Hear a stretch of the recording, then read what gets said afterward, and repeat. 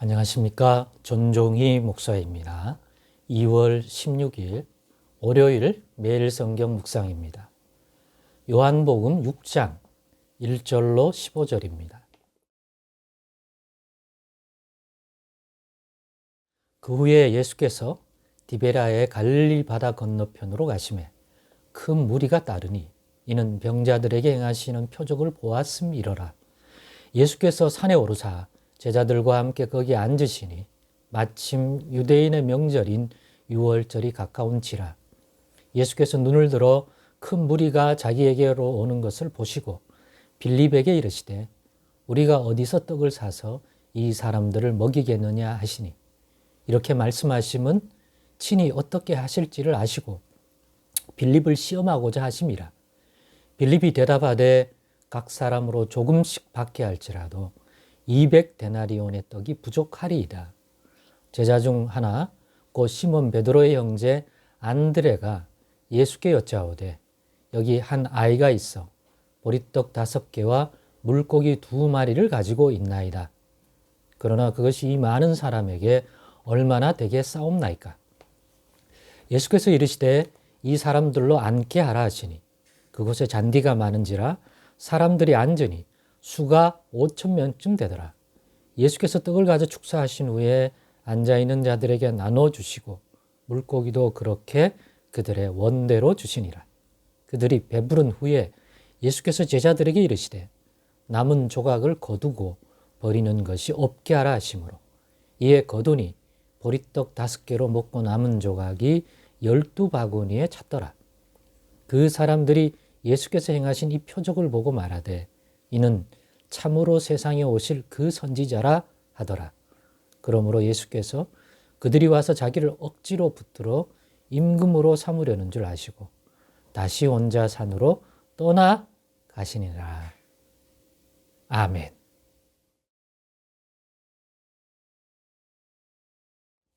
네, 오늘은 이 본문의 말씀을 가지고 보잘것없다고 그것이 아무 소용 없는 것이 아님을 알자 라는 제목으로 묵상 나눔을 갖겠습니다. 왜 그러냐 하면 오늘 예수님이 하신 이 보잘것없어 보인다고 모든 사람이 여기고 있는 물고기 2마리와 떡 5개 그 자체로도 한 아이가 먹을 수 있는 정도밖에 아닌데 하물며 수천 명을 먹이라고 한다면 그 물고기 2마리와 떡 5개가 어떻게 보이겠습니까? 그 자체로도 그런데 이게 그 수천 명을 먹이는 것으로서는 있으나 마나 한 것 아닐까요? 그런데 예수님은 아니라고 얘기하십니다. 왜 아니냐? 가지고 와라. 그 물고기 2마리와 보잘것없는 떡 5개를 꼭 필요하다고 하시면서 가져오라 하시고 무엇 하려고 하시나 봤더니 그것을 두 손에 들고 하늘 아버지한테 하나님 아버지께 기도합니다. 복을 내려달라고 축복해달라고 이 물고기와 떡 5개에 복을 내려달라고. 어떤 복입니까? 저 수천의 사람을 먹일 수 있는 그런 물고기와 떡이 되게 해달라고. 이 자체로는 누가 봐도 있으나 마나한 것이지만 그럼에도 축복해 주시면 하나님이 축복하면 분명히 이 물고기 2마리와 떡 5개가 저들을 먹이고도 남을 것이 될 것임을 알고 믿기에 그 복을 구한 것이고 또 그 기도를 들으셔서 실제로 이 물고기 2마리와 떡 5개를 통하여 복을 주신 그 하나님의 축복과 권능 속에서 정말 복을 주셔서 수천 명의 또 수만의 무리를 먹일 수 있는 그러한 것이 되었습니다. 여기서 얻는 교훈이 뭡니까? 왜 보잘것없다고 생각하면 안 됩니까? 그리고 왜 예수님은 그런 식으로 다루지 말고 가지고 오라. 귀하고 귀하다고 여기며 두 손을 들고 여기에 복을 구했습니까?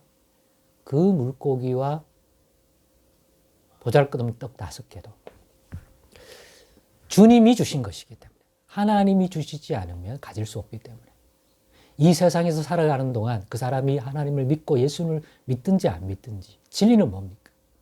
하나님이 허락하지 아니하면, 하나님이 주시지 않으면 인간은 이 세상에 존재하는 것들은 가질 수 없습니다. 인정하든지 인정하지 않든지 간에 우리는 내가 선택해서 뭔가를 가지고 나오거나 하지 않습니다. 주어진 것입니다. 주어진 삶을 삽니다. 살도록 주어지니까 한국 사람으로 또 이 시대에 태어나 그 생명, 주어진 생명을 가지고 살아갑니다.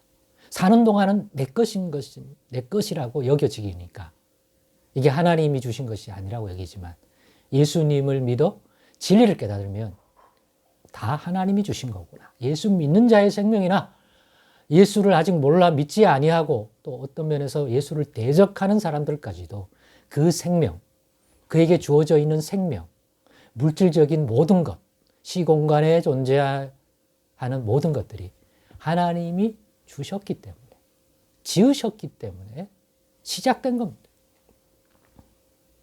근데 하나님을 만나기 전에는 그게 자기 것이라 생각하죠.